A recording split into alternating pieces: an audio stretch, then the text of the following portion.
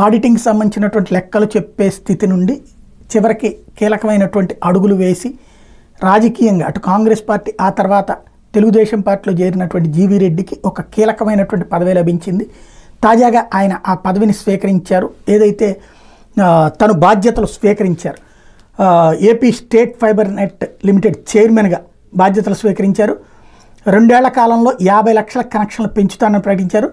గతంలో చంద్రబాబు గారి హయాంలో ఏపీ ఫైబర్ నెట్ ప్రారంభించారు. ప్రస్తుతం 6 లక్షల కేబుల్ కనెక్షన్సే ఉన్నాయి. వీలైనంత వరకు క్వాలిటీ సర్వీసులు అందించడం ద్వారా ప్రైవేట్ కంపెనీ సర్వీస్ ప్రొవైడర్లకి పోటీగా ప్రజలకు సర్వీసులు అందిస్తామని ప్రకటించారు.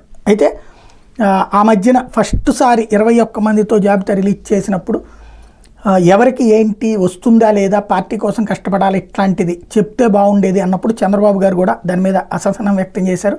బయట మాట్లాడద్దని. అప్పటి నుంచి చాలా బాధ్యతగా ఉంటూ వచ్చారు. అందుకని కీలకమైనటువంటి పదవి శరవేగంగా లభించింది జీవీ రెడ్డి గారికి.